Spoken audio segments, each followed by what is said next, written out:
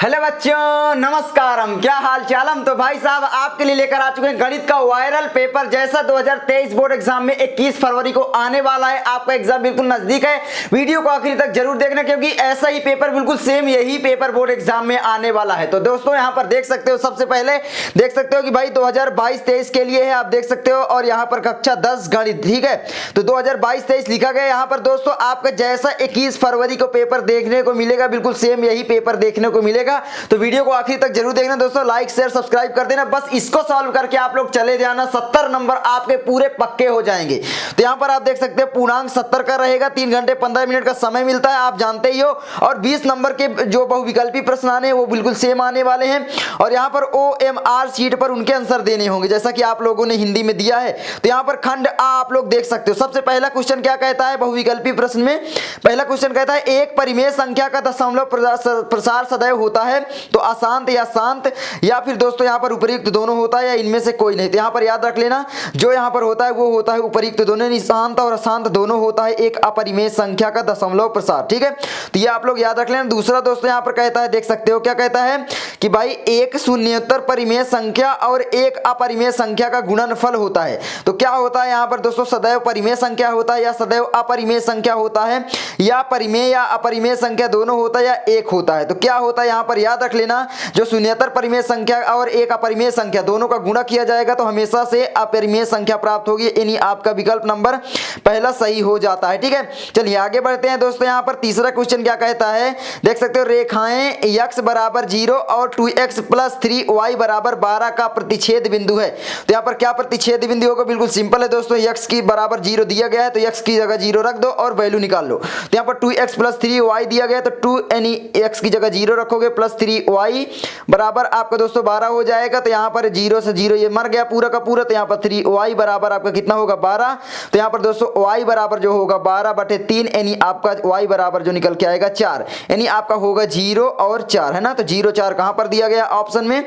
आपका दूसरा ऑप्शन बिल्कुल राइट हो जाता है। अगला दोस्तों यहाँ पर चौथा क्वेश्चन कहता है वह सबसे बड़ी संख्या जिससे 70 और 125 को विभाजित करने पर क्रमशः शेषफल 5 और 8 प्राप्त होता है। तो यहाँ पर याद रख लेना, वह संख्या क्या होगी जिसे विभाजित करने पर शेषफल प्राप्त होगा 5 और 8। बिल्कुल सिंपल, देखो सबसे पहले 70 और 125 से जो बड़ी होगी वो तो हो नहीं सकती, ये दोनों तो हो नहीं सकती। अब यहाँ पर एक 65 होगी, एक 13, इन दोनों में आपको देखना है कि भाई 65 का जब आप इसमें 70 में करोगे तो बचेगा नहीं, है ना। तो यहाँ पर 5 तो बचता है, लेकिन यहाँ पर जब 125 में करोगे तो 5, यहाँ पर 8 नहीं बचेगा, तो ये तो हो नहीं सकता। तो यहाँ पर दोस्तों हो जाएगा 13, ठीक है। तो यहाँ पर आपका पहला विकल्प राइट हो जाता है। चलिए आगे बढ़ते हैं। आगे आपका आता है, देख सकते हो पांचवा क्वेश्चन, समीकरण 2x + ay बराबर 1 तथा 3x - 5y बराबर 7 का कोई भी हल नहीं है होगा यदि a का मान होगा। तो कोई भी हल कब नहीं होता ये आपको सबसे पहले देखना है। तो कोई भी हल नहीं होता, एक आपने फार्मूला पढ़ा होगा A1, ठीक है। तो यहाँ पर मैं आपको बता दे रहा हूँ A1/A2 बराबर होता है B1/B2, ठीक है, और बराबर C1/C2, आपने ये पढ़ा होगा। लेकिन जब यहाँ पर डज नॉट इक्वल टू ये यहाँ पर होता है तो यहाँ पर इसका मतलब है कि कोई भी हल नहीं होता है, ठीक है। तो कोई भी हल नहीं होता, यानी समांतर रेखाएं होती हैं, असंगत समीकरण आप कह सकते हो। तो यहाँ पर इसके जगह वैल्यू रख दो, तो जो A1 की वैल्यू हो जाएगी ये हो जाएगी और A2 की ये हो जाएगी, ठीक है। इसी तरीके से दोस्तों B1 की वैल्यू ये हो जाएगी और B2 की ये हो जाएगी, C1 की ये और C2 की ये हो जाएगी। तो बस वैल्यू रख दो दोस्तों। यहाँ पर क्या हो जाएगा जल्दी से बताओ? तो यहाँ पर दोनों की वैल्यू जल्दी जल्दी रख दो, बराबर में 0 कर सकते हो पक्षांतर कर, कोई दिक्कत नहीं। तो यहाँ पर वैल्यू रख दो। तो भाई A1 की जगह हम रख देंगे 2 बटे में आपका हो जाएगा यहाँ पर 3, ठीक है। और यहाँ पर आपका क्या हो जाएगा दोस्तों? बराबर है तो बराबर B1/B2, तो B1 की जगह A है तो A हो जाएगा, और B2 की जगह दोस्तों यहाँ पर क्या है -5, तो -5, ठीक है। दोनों को सॉल्व कर लो तो आपको हो जाएगा 3A बराबर -10, ठीक है। तो A बराबर आपका कितना आ जाएगा? तो यहाँ पर मैं लिखे दे रहा हूँ। तो A बराबर दोस्तों जो आ जाएगा वो कितना आ जाएगा? -10/3। तो यहाँ पर 10/3 कितना कहाँ पर है? ये देखो -10/3, ठीक है। तो तीसरा आपका सही हो जाता है। तो इस तरीके से आपको सॉल्व करना, छोटे छोटे क्वेश्चन आएंगे। उसके बाद छठवां क्वेश्चन कहता है कि भाई द्विघात समीकरण 2x² - 4x + 3 बराबर 0 के बारे में निम्न कथनों पर विचार कीजिए। तो यहाँ पर क्या है भाई? ए पहला क्या है? दिए गए समीकरण का विविधकर 0 से कम है। तो यहाँ पर सबसे पहले आपको विविधकर निकालना पड़ेगा। तो विविधकर आप लोग कैसे निकालोगे? बिल्कुल सिंपल है दोस्तों, बहुत ही आसान है। विविधकर आपने फार्मूला पढ़ा होगा B² - 4AC, है ना। विविधकर D, है ना, डिस्क्रिमिनेंट बोलते बोलते हैं अंग्रेजी में। तो यहाँ पर दोस्तों क्या हो जाएगा, तो बी स्क्वायर, ठीक है, इसका फार्मूला होता है बी स्क्वायर माइनस 4ac, ठीक है। तो ये आप लोगों को ध्यान रखना है। तो यहाँ पर आप लोग क्या है बी स्क्वायर, ठीक है, तो यहाँ पर ये आपका हो जाएगा 2, यानी a आपका ये आप जानते हो ये 4 है आपका, b माइनस 4, और यहाँ पर c क्या है दोस्तों यहाँ पर, तो c आपका हो जाएगा 3 है, ठीक है। तो ये c, तो यहाँ पर वैल्यू रख दो, तो b स्क्वायर यानी आपका -4 का स्क्वायर, तो यहाँ पर लिख दो -4 का स्क्वायर है ना, और यहाँ पर माइनस फिर से 4 इंटू a की जगह कितना दिया गया है 2 दिया गया है, और इंटू c की जगह 3 दिया गया है। बस सिंपल है, 4 चौक यहाँ पर दोस्तों 16 हो जाएगा, माइनस हो जाएगा, और यहाँ पर क्या हो जाएगा 4 दूनी 8 त्रिक 24, ठीक है। तो ये 24 हो गया। तो यहाँ पर आपका 16 माइनस 24 करोगे तो -8 आएगा, जो विविधकर है दोस्तों 0 से क्या है कम है, क्योंकि 0 आप लोग जानते हो ये माइनस की संख्या है, तो 0 से कम ही रहती, चाहे वो -1 हो चाहे वो -2 हो, आपने नंबर लाइन भी पढ़ा होगा आगे, है ना। तो यहाँ पर दोस्तों क्या हो जाएगा, तो दिए गए समीकरण का विविधकर 0 से कम है, बिल्कुल सही है। तो ये आपका लाइन सही है। समीकरण के कोई मूल वास्तविक नहीं है। अगर विविधकर 0 होता है तो कोई भी मूल दोस्तों यहाँ पर 0 से कम होता है, तो मूल वास्तविक नहीं होते हैं, ये भी आपका सही है। समीकरण का विविधकर 0 है तो 0 तो है नहीं है ना, और उसके बाद समीकरण के मूल वास्तविक होंगे नहीं, क्योंकि भाई न तो 0 है ना तो 0 से अधिक है विविधकर, तो ठीक है। तो यहाँ पर ए और बी सही है, तो यहाँ पर कौन सा विकल्प सही हो जाएगा, ए और बी सही है, यानी पहला आपका देखो यही सही हो जाएगा, ठीक है। चलिए आगे बढ़ते हैं। 7वां क्वेश्चन यहाँ पर कहता है ए ओ बी सी का एक आयत है, ठीक है, एक आयत है जिसके 3 शीर्ष हैं ए और ओ और बी, इसका विकर्ण है। तो विकर्ण आपको निकालना है, बिल्कुल सिंपल है दोस्तों, यहाँ पर दूरी वाला फार्मूला लग जाता है, तो आप लोग निकाल लेना, ठीक है। तो यहाँ पर आपका -34 आएगा, जब आप लोग निकालोगे तो आप लोग निकाल कर देखना फार्मूला लगाकर। देखो एक क्या है आपका यहाँ पर जो भी दिया है आयत दिया गया है, ठीक है, उसके बिंदु दिए गए हैं। तो यहाँ पर जो बिंदु मान लो कौन सा बिंदु दिया गया है, ए इसको मान लो चाहे, ठीक है, और यहाँ पर ओ इसको मान लो चाहे बी इसको मान लो, कुछ भी मान सकते हो। तो ए का जो बिंदु दिया गया है 0 और 3 दिया गया है, ठीक है, और ओ का जो बिंदु दोस्तों यहाँ पर दिया गया है वो दिया गया है 0 3, इसको भी दिया गया है 0 3, और दोस्तों जो यहाँ पर क्या है कि भाई बी का बिंदु दिया गया है 5 और 0, तो यहाँ पर हो जाएगा दोस्तों ये 5 और 0, तो ये दिया गया है, ठीक है। तो मैं इसको डिलीट थोड़ा कर दूं, तो ये दिया गया है। अब दोस्तों यहाँ पर विकर्ण ये होता है, ठीक है, तो ये आपका विकर्ण होता है, तो इसकी दूरी यहाँ से यहाँ तक निकाल लोगे बीच की तो निकल आएगी। तो यहाँ पर इनकी दूरी आप फार्मूले से रखकर निकाल लेना, दूरी फार्मूला से, ठीक है। तो चलो आगे बढ़ते हैं दोस्तों। आगे आपका 8वें नंबर का क्वेश्चन आता है, यदि समीकरण x square plus kx minus 5/4 बराबर 0 का एक मूल 1/2 है तो k का मान ज्ञात कीजिए। ये भी बिल्कुल सिंपल है, द्विघात समीकरण वाले से आप लोगों को निकाल लेना है। तो यहाँ पर द्विघात समीकरण आपको आना चाहिए, जो चैप्टर है बहुत ही इंपॉर्टेंट है, उसमें से बहुत सारे सवाल आते हैं, तो यहाँ पर आप लोग याद रख लेना। अब यहाँ पर दोस्तों क्या हो जाएगा, बिल्कुल सिंपल है कि भाई देखो 2 मूल तो हमारे होते हैं द्विघात समीकरण में, है ना, तो 2 मूल में हमारा एक मूल यहाँ पर दोस्तों क्या है x है, ठीक है, और यहाँ पर k। तो यहाँ पर x की वैल्यू दोस्तों यहाँ पर दिया गया है, क्योंकि k का मान निकालना है, तो 1/2, तो आप x की जगह 1/2 रख दो बस, तो 1/2 का स्क्वायर हो जाएगा, प्लस k तो दिया है, तो k x का क्या हो जाएगा फिर से 1/2 और माइनस 5/4 बराबर 0। तो बस सॉल्व कर लो, तो 1/2 का स्क्वायर करोगे तो 1/4 हो जाएगा, प्लस k दिया है तो k, और 1/2 माइनस 5/4 यहाँ पर है, ठीक है। तो 1/2 आपका यही एडजस्ट हो जाएगा, तो 1/2 माइनस 5/4। अब आप लोग सॉल्व कर लेना, आपका निकल आएगा, बराबर में है 0 तो बराबर में 0 लिखते जाना, ठीक है। अब एकदम सिंपल है यार, इतना निकाल लोगे, और अगर नहीं आता तो आप बोलोगे भैया सॉल्यूशन बताओ, मैं सॉल्यूशन बताऊंगा। आगे दोस्तों 9वें नंबर का क्वेश्चन कहता है 2 त्रिभुज समरूप होते हैं। आपने पढ़ा होगा ये 2 त्रिभुज समरूप कब होते हैं, तो यहाँ पर दोस्तों यदि इनके संगत कोण बराबर हो, बिल्कुल सही बात है, अगर संगत कोण बराबर होते हैं तो 2 त्रिभुज जो है समरूप कहलाते हैं, क्योंकि दोस्तों छोटे बड़े से फर्क नहीं होता, जो 2 त्रिभुज जब ऐसे होते हैं वो समरूप होंगे, यानी उनके संगत कोण, जैसे ये 60 डिग्री है तो ये भी 60 डिग्री ही हो, इसी तरीके से ये भी बराबर हो, ये भी है ना सारे, और क्या है इनकी संगत भुजाएं एक ही अनुपात में, यानी समानुपाती हो, ये भी सही बात है, उपयुक्त दोनों, तो यहाँ पर ये आपका सही हो जाता है, इनमें से कोई नहीं, ये आपका ऑप्शन नहीं होगा। चलिए आगे बढ़ते हैं। 10वें नंबर का क्वेश्चन आता है, यदि एक समकोण यानी समकोण ABC में जो कोण दिया गया है C बराबर 90 डिग्री, AC 3 सेंटीमीटर है और BC 4 सेंटीमीटर, तो बिंदु C से जाने वाली माध्यिका की माप ज्ञात कीजिए। बिल्कुल सिंपल क्वेश्चन है यार, आपको मैं बता दूंगा आगे चल के, तो आप टेंशन मत लो। मैं आपको यहाँ पर देखो सबसे पहले जो देता है वो आप लोग बना लो। सबसे पहले क्या बोला है, एक त्रिभुज, तो आप एक त्रिभुज बना लो इस तरीके से, ठीक है। अब यहाँ पर ये 90 डिग्री सी दिया गया है। अब ए बी कुछ भी मान सकते हो, चाहे जो भी, ठीक है। तो ये दिया गया है। अब ए बी बराबर जो दिया गया है दोस्तों, कितना दिया गया है, तो यहाँ पर याद रख लेना जो दोस्तों यहाँ पर कितना, ये बी सी है ना, बी सी दिया गया है और ए सी, तो ए सी जो दिया गया है दोस्तों, ए सी बराबर 3 दिया गया और बी सी बराबर कितना है, 4 दिया गया है। हमें इसकी वैल्यू निकालना है और यहाँ से जो ये माध्यिका जाती है यहाँ से इसकी वैल्यू निकालना है, बिल्कुल सिंपल है। अब आप लोग कर लोगे। चलिए आगे बढ़ते हैं। 11 नंबर का क्वेश्चन आता है, एक सम चतुर्भुज के विकर्णों को लंबाइयों 16 सेंटीमीटर और 12 सेंटीमीटर है, तब इस सम चतुर्भुज की भुजा की लंबाई ज्ञात कीजिए। तो यहाँ पर इसकी लंबाई और भुजा की लंबाई, देखो ये सारे क्वेश्चन आपको करना है, मैं इतना छोटी वीडियो में तो नहीं बता सकता, लेकिन आगे चल के मैं इसको जरूर सॉल्व करवाऊंगा। 12 नंबर क्वेश्चन दोस्तों यहाँ पर आता है, तो ये विकल्प आप लोग देख लेना कौन सा होगा। तो यहाँ पर मैं ऐसे ही बता दूंगा कि ये विकल्प होगा, तो कोई मतलब नहीं है, आप लोग सॉल्व करना और आप लोग निकाल लेना। उसके बाद दोस्तों 12 नंबर है, दो समरूप त्रिभुजों की भुजाएं 4:9 के अनुपात में हैं, इन त्रिभुजों के क्षेत्रफल का अनुपात क्या होगा। भाई अगर इनकी भुजाओं का अनुपात 4:9 है, तो जो क्षेत्रफल होता है आप जानते हो, लंबाई भुजा का स्क्वायर होता है। तो बिल्कुल सिंपल है भैया कि भाई 4 और 9 का स्क्वायर कर दो, इसको हम लिख सकते हैं भाई 4/9 अनुपात में है। तो यहाँ पर 4 चौक 16 और यहाँ पर 9 81, यानी आपका 16:81 होगा। कहाँ पर है भैया, ये ऑप्शन आपका सही हो जाता है। चलिए आगे बढ़ते हैं। 13 नंबर त्रिकोणमिति सवाल आता है कि भाई यदि 4 tan थीटा बराबर 3 हो, तो यहाँ पर 4 sin theta minus cos theta बटे 4 sin theta plus cos theta बराबर है। तो यहाँ पर आपको निकालना है, ठीक है। तो इस तरीके आप निकाल लेना। तो यहाँ पर देखो tan थीटा दिया है, तो आपका ये tan थीटा बराबर कितना हो जाएगा, tan थीटा बराबर 3/4 हो जाएगा, ठीक है।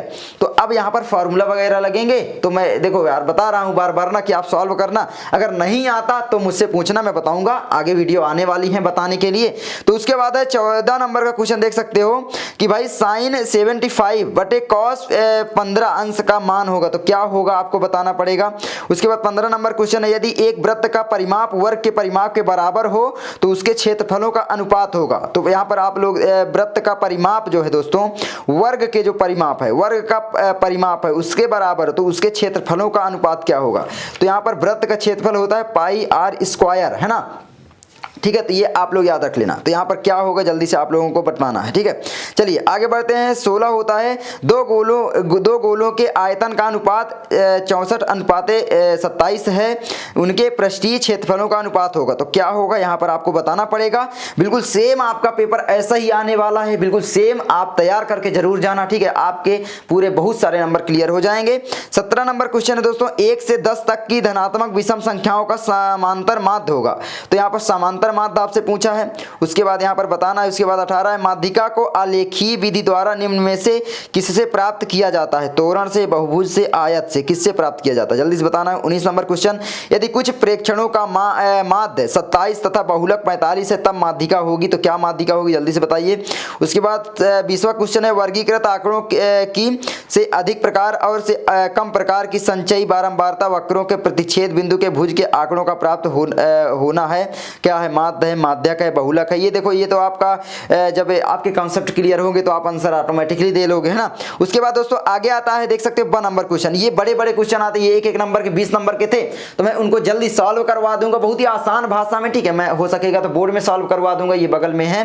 और आप लोग बोलना कैसे मैं सॉल्व करवाऊं, कॉपी में या बोर्ड में, तो कमेंट करना। चलिए यहाँ पर देखते हैं। तो यहाँ पर सभी खंड आपको करने हैं। पहला दोस्तों, दो क्रमागत धनात्मक पूर्णांकों का गुणनफल 2 से विभाज्य है, यह कथन सत्य है या असत्य है। ये आपको बताना है यहाँ पर दोस्तों कि यह कथन सत्य है या नहीं, आपको प्रूफ करना है, ठीक है। दो क्रमागत धनात्मक पूर्णांकों का गुणनफल। उसके बाद दोस्तों आगे बढ़ते हैं। देखो ये आपका त्रिगोनोमेट्री से आ गया कि यदि cot थीटा बराबर 7/8 हो, तो यहाँ पर 1 plus sine theta 1 minus sine theta 1 plus cos theta 1 minus cos theta. तो यहाँ पर बस वही फार्मूले वगैरह से आ जाएगा, है ना। फार्मूला आपको मालूम होगा, बहुत सारे जो साइन, आपको फार्मूला नहीं मालूम तो आप याद कर लेना, बहुत सारे इंपॉर्टेंट फार्मूले हैं, जैसे sine square theta plus cos square theta बराबर 1 हो जाता है ना। साइन बटे कॉस बराबर tan थीटा। इस तरीके से आप लोग याद कर लेना, सारे फार्मूले आपको मैथ के याद होने चाहिए। आप ये मत बोलो किसी से कि यार मुझे मैथ नहीं आती है, मुझे ट्रिक बता दो पास हो जाऊं। सबसे पहले आप फार्मूले तो याद करो भैया, फार्मूले कहां पर यूज होंगे वो तो आप लोग समझो ना। चलिए तो ये हो गया। उसके बाद दोस्तों मेरे भाई आगे आते हैं। तो 11 नंबर क्वेश्चन है, एक शंक्वाकार बर्तन जिसका आंतरिक व्यास 10 सेंटीमीटर, ऊंचाई 24 सेंटीमीटर पानी से भरा है, पानी को एक बेलना बेलनाकार बर्तन जिसका आंतरिक व्यास 20 सेंटीमीटर में डाला जाता है। बेलनाकार पात्र में डाले गए पानी की ऊंचाई ज्ञात कीजिए। आपको पानी की ऊंचाई ज्ञात करना, क्षेत्रफल वगैरह से निकलेगा, आप जानते हो। उसके बाद बारंबारता का क्वेश्चन है, निम्न आंकड़ों का समांतर माध्य ज्ञात कीजिए। तो आपको समांतर माध्य ज्ञात करना है। वर्ग अंतराल बारंबारता दी गई है तो आप इसका ज्ञात कर लेना। चलिए आगे बढ़ते हैं। अंगा नंबर क्वेश्चन है दोस्तों, बिंदु -4 6 बिंदुओं A -6 10 और B जो दिया गया है 3 -8 को जोड़ने वाले रेखाखंड को किस अनुपात में विभाजित करता है। तो ये आपका विभाजन सूत्र से सॉल्व होगा। आप जानते हो विभाजन सूत्र क्या होता है, अगर नहीं जानते हो तो भाई आप लोग देख लो, आपके किस में हो जाएगा, तो निर्देशांक ज्यामिति के जो अगला चैप्टर उसमें आपका है, ठीक है। तो ये आप लोग याद रख लेना, ठीक है। तो चलिए बढ़ते हैं आगे क्वेश्चन की ओर। 4 नंबर क्वेश्चन है, के का मान ज्ञात कीजिए यदि बिंदु ए जो दिया गया है ये दिया गया है और बी जो दिया गया है ये और ये सी दिया गया है इतना। तो यहाँ पर के की वैल्यू आपको निकाल लेना है, संरेखी है तो संरेखी सूत्र से बिल्कुल सिंपल है, आ जाता है, कोई दिक्कत ही नहीं है।